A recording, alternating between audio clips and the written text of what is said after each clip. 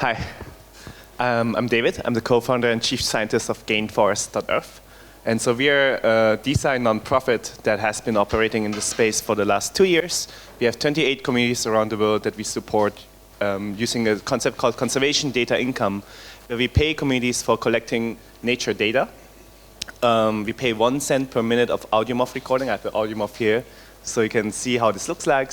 We also pay 5 cents per megabyte of drone images, and we work with indigenous people in the Amazon, mangrove conservation projects in Kenya, and also restoration projects in the Philippines. And also we started with one project in Chiang Mai here, close by, where we basically support the local community to also measure their biodiversity. Hi, my name is Leo, the founder of the Arkreen. So we are the DePIN, we call this the DePIN energy project. And we are using the DePIN model to motivate the global community to onboarding their residential, the renewable energy resources. We're starting from the rooftop solar panel. So the community member, the onboarding their solar panel and uploading their energy generation data to Arkreen platform. Then we give the reward. And we're using those, the energy data on chain to, monitoring to the environment asset called the renewable energy, the certificate, but it's a totally on-chain. And in the demand side, we also create the very interesting, the community project called the Green BTC Club, and using the community to work together to offset the legacy, the historical carbon emission of the Bitcoin network in the past 50 years. So the whole community already greened more than, the 150,000 Bitcoin blocks in the past 9 months, and totally 100 gigawatt hour brown energy consumption by the Bitcoin network already be offsite and 100% on-chain. So we are trying to build this, the purely on-chain protocol base, the climate, the action platform for the people, for the individual. Thanks. Hi everyone. Good morning. My name is Luke Smith. I represent a company called Terra. We are a regenerative design and development firm. We've been around since 2009. And our work focuses on the development of regenerative agriculture supply systems. So we work with the farmers and the buyers and everybody in between. And for the purposes of this session, I'll be focusing on some work we've been doing here in Thailand, working with a network of smallholder rubber farmers, and especially an outcome verification protocol and program called Ethos that we've been developing in recent years that enables farmers to collect data about the changes that are underway in their farms, the positive socio-economic and ecological changes, and how they're using that data in order to differentiate their products in the marketplace and to meet the needs of buyers who are increasingly facing a lot more stringent regulations, and so need to be able to back up any claims that they make with real data, and also to support the kind of marketing claims that they want to make.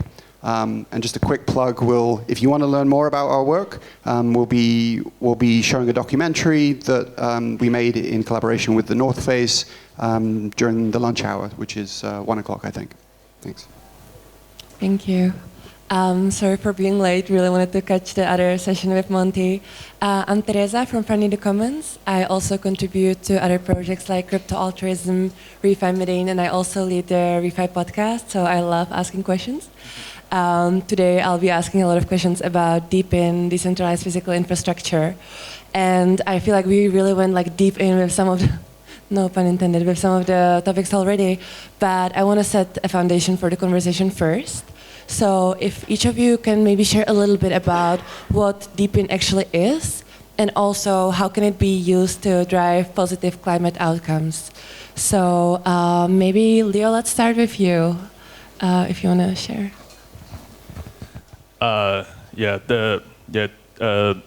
So during our, the experience, we because we started the DePIN project beginning of the 2023, so it's quite early, and we really, realize the DePIN is a very important model and it's a very important infrastructure to create this climate action, the activity.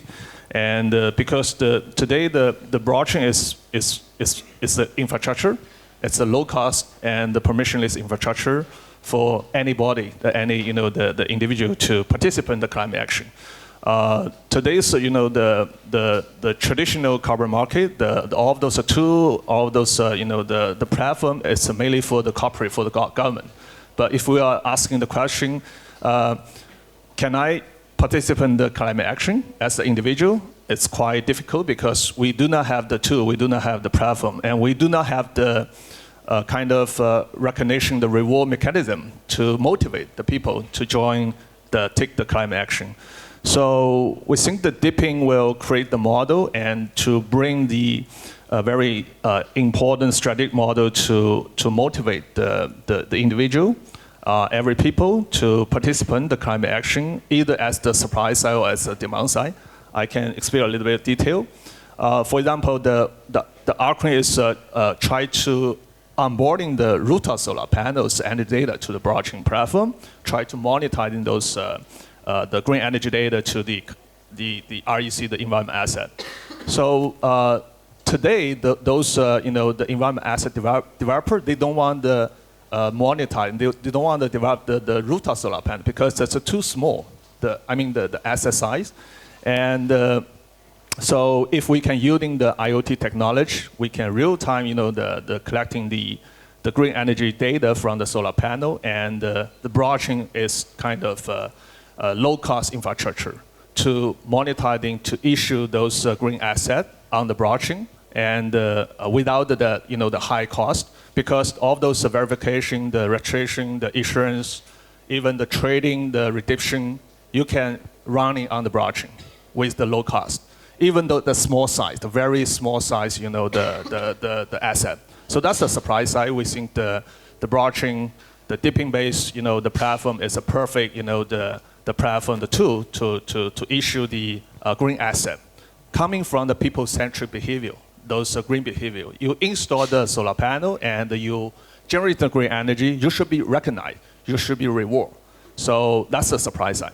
Demand side, we are also realize today that if the people want to participate in the voluntary carbon neutrality, if you want to buy the small size of the environment asset, it's quite difficult because today the market is more for the wholesale buyer, for the corporate. They buy a bunch of the carbon credit.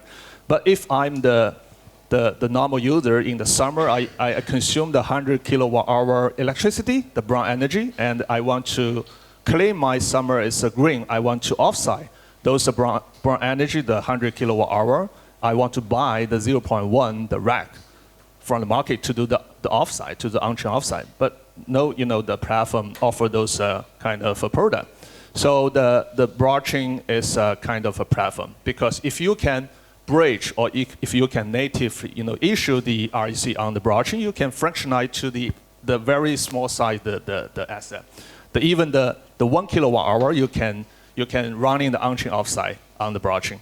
So that is the beauty of the blockchain infrastructure, and that is the beauty of the DePIN, the model, and using the global community to do the collaboration and co-build and co-own this infrastructure. Thank you. Luke or David, do you want to go next? DePIN stands for decentralized physical infrastructure. Let's start with physical. So it's a device that usually, blockchain is a virtual construct, right? Like it's a software product. And physical is very special in the Web3 space because we are usually not in real life. We are usually like in Telegram groups. So physical means that we deploy sensors around the world. Why physical? Well, at GainForest, we believe that we cannot value what we cannot measure. And sensors are the only way we can measure biodiversity and forests. It could be sensors like satellites, which are less decentralized, more centralized, because like it's owned by space companies. But decentralized sensors like this thing, that's an audiomorph. It listens to the sounds of forests. It can be installed there. It can stay there for 3 to 4 weeks without needing you to exchange any batteries. These sensors can be deployed cheaply around forests to listen and collect signals of life, beauty, and biodiversity that we can then use to analyze. infrastructure, so that's physical. Infrastructure means that these sensors are connected in an infrastructure. Usually when you say, okay, I want to improve the economy of a place, you always invest in infrastructure first because it makes life easier. And this is the same with local communities. If you invest in infrastructure, you basically enable them to learn about these new devices. You give them financial opportunities. You also empower them to own that data themselves, right?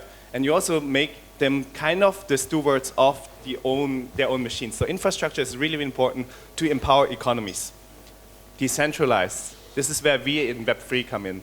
We need a way to deploy them fast and cheaply and across the world because we are dealing with an urgent crisis. So GainForest itself, we are tackling the climate and biodiversity emergency. How we do this is we use Web3 ideas.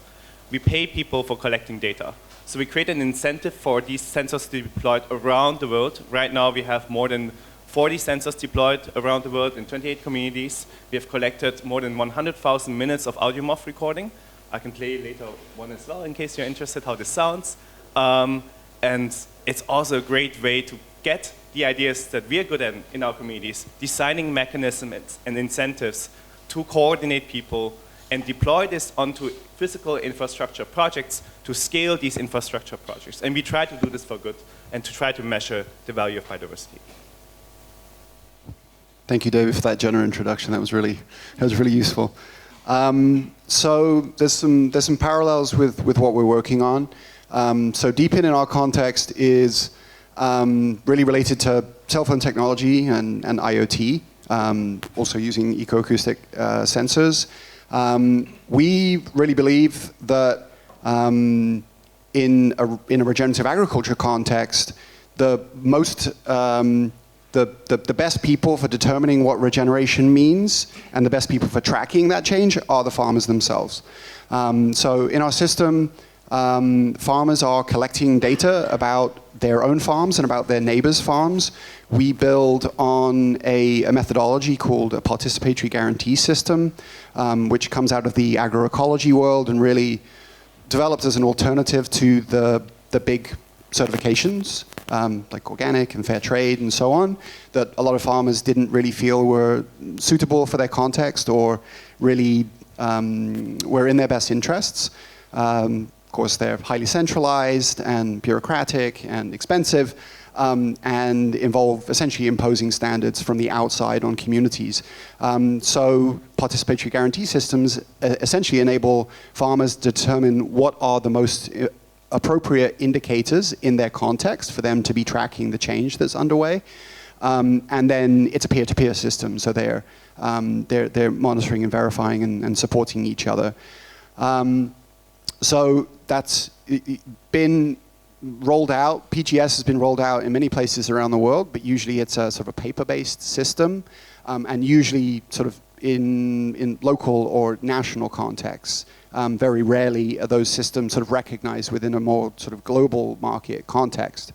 And so what we've done is that we've taken the PGS approach and we've digitized that. So we're using app-based surveys that have been designed in partnership with the farmers to collect data about the socioeconomic and ecological changes that are underway.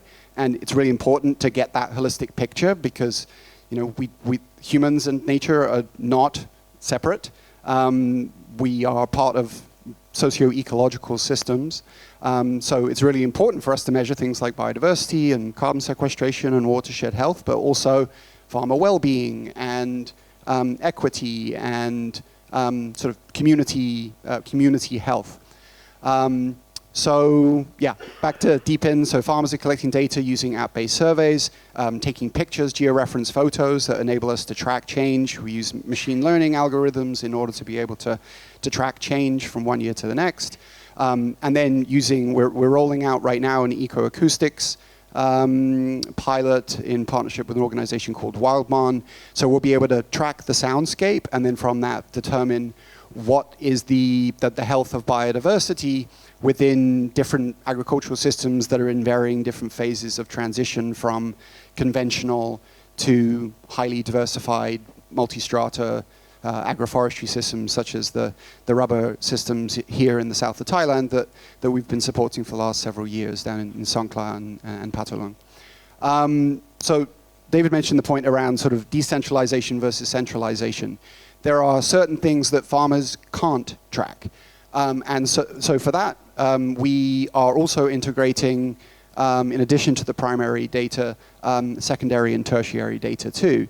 So secondary data being things like working with academic partners who are doing studies. And tertiary data using remote sense data, using public and private data sets. And essentially then what we're able to do is we're able to get a read on what's happening from the micro sort of sub-farm level up to the landscape scale.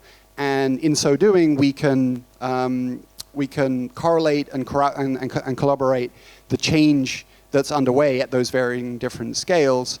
And that gives us a much richer understanding of the change that's underway. The last point I would make is that data sovereignty is core to the program that we're developing.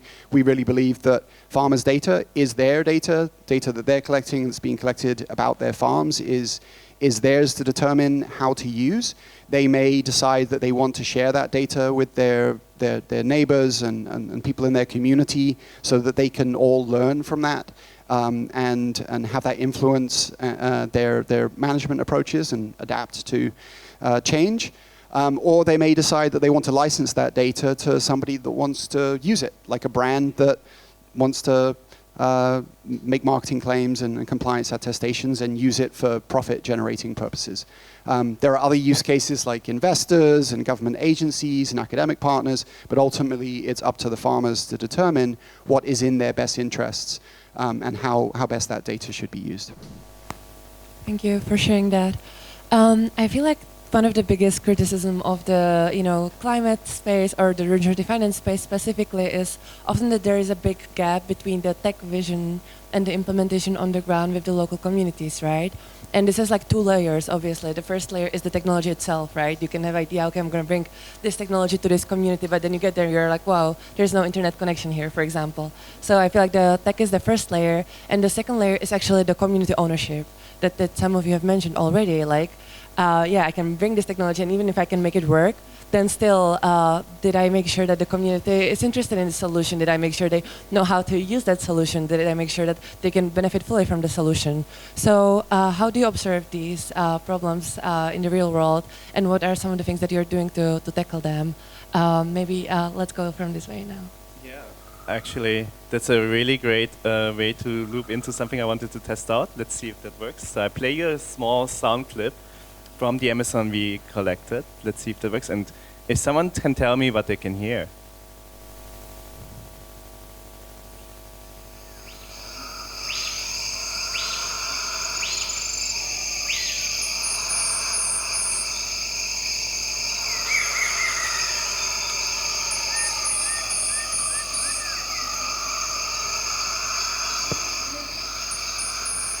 So, what do you hear? Like, do you know this animal?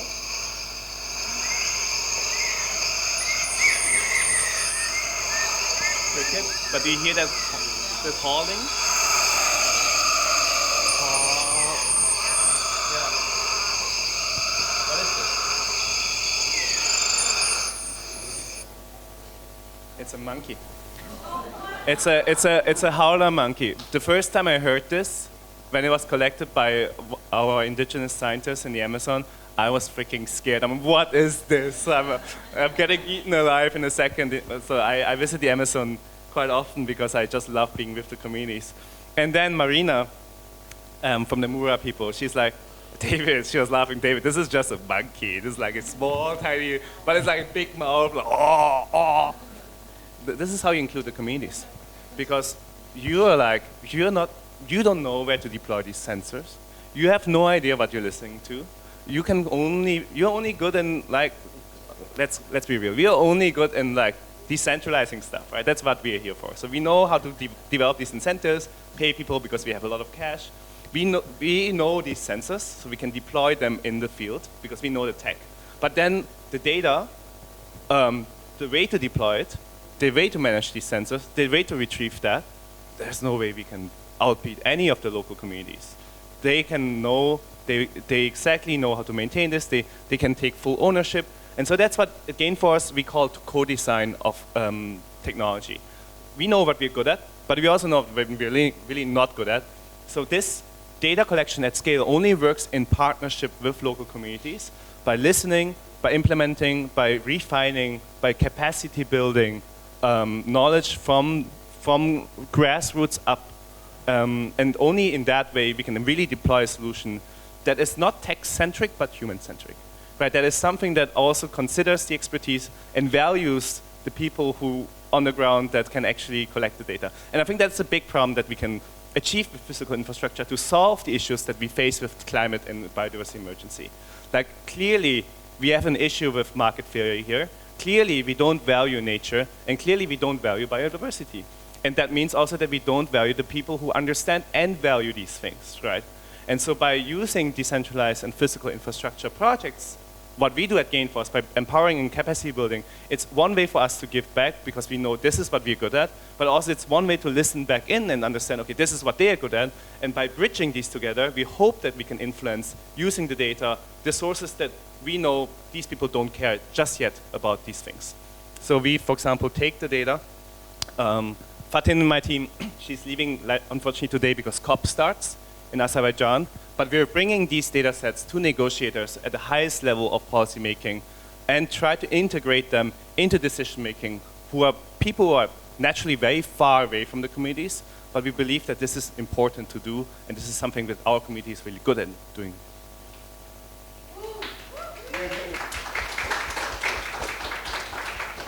Leo, would you like to continue? Yeah, to make the community be involved and to co-build and co-own in the DePIN project, the token economy is very important, and we need to design the good, the token economy, and to make sure the community member, we call the builder, no matter it's a supply side to invest the hardware to collecting the data, or it's a demand side, the user side to consume those green asset issue on the chain. We need to have the token incentive. It's a kind of a utility token, and to be designed in this the DePIN infrastructure network. So for Arkreen, we are our the utility token is be used to the both sides. In the supply side, if the community member to onboarding their solar panel and install the IoT device, the smart meter, and collecting the energy generation data, and on-chain issue the REC, the green certificate, we will give the reward.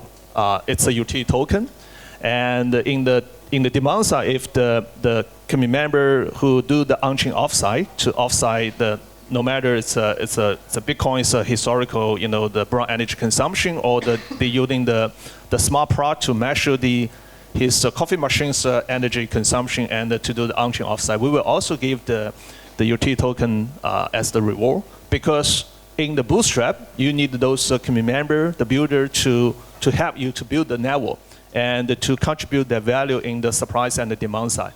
And those, the time and the money, the capital investment will get the feedback, get the benefit. It's a utility token. So in the future, if this DePIN network is the growing to some level, and we will have the more external the supply side, the more the solar project will join, try to using this DePIN infrastructure to issue the carbon credit or the REC, or the demand side more corporate will join to using this decentralized infrastructure to offset their brown energy consumption. Then you will bring the external value. You will the token, the utility token will capture the external value. Then the whole the infrastructure network, the value will be increased. Then every token holder, I mean the community builder in the earlier stage in the bootstrap to do the contribution will also enjoy those network, the growth, and enjoy the benefit based on the the DePIN network's growth. So that is very important to design the token economy and make sure that every builder will be recognize their contribution with the utility token. I see we're short on time, so I'll keep it short. So yeah, I think the co-design process with the community is really crucial, and the appropriateness of technology. So cell phones are ubiquitous. So and especially in the global south, and so designing ways of using the existing technology has been really effective in our approach. But still, there's a learning curve, and training is incredibly important. My colleagues Michael and Puki have been really instrumental in helping farmers learn how to use their cell phones as data collection devices. And then I've spoken about data sovereignty already, but maybe just to raise what I think is the exciting potential of DePIN, and one of the big challenges with the more centralized approach is that just because data is being collected doesn't necessarily mean that that data should be shared. We need to have semi-permeable membranes that essentially allow those whose data, the data that's being collected about them, about their lives, about their communities, that they are in control of ensuring that whether that data crosses the membrane or not is up to them to decide. So there's some sort of interesting sort of flex around non-rivalry and non-excludability, depending upon who's using the data and for what purposes. And with global satellites, collecting data all the time about every square inch of the planet, is it appropriate that those companies own all of that data and use it as they see fit? Or do we need some better safeguards to ensure that that data is used appropriately? Thank you. I'll just quickly ask one last question. I'm curious, if we had the same conversation a year ago, how would have it been different? How has DePIN progressed over the past year, let's say? If anyone wants to add to that. Luke, do you want to start this time? Well, we started integrating ecoacoustics. So it's enormously exciting, and you can learn so much about the biodiversity of a place by using that technology. And interested to learn about David's experience as well. Thank you, Leo. Do you want to go next? Yeah, we also enjoyed the past, the year, actually the 1.5 years of those our community member, the builder, to do the contribution and to co-build this the Arkreen, this decentralized infrastructure network. And we believe that we can work together with all of those community members to build the better the Arkreen the DePIN project. Yeah. David? We're quite surprised to be considered as DePIN. So we're like, I think the term, because nothing has changed from our initial strategy back when we were founded. I think DePIN is just a new word to describe kind of the collective mechanism that we are here following. But what is different this year compared to last year is the AI and the advancements in artificial intelligence that we can leverage to analyze that data. So we can extract and create and analyze much more valuable information out of, for example, bioacoustic than we could do last year and the year before. So we do see an accelerating change here in this area. Great, thank you everyone.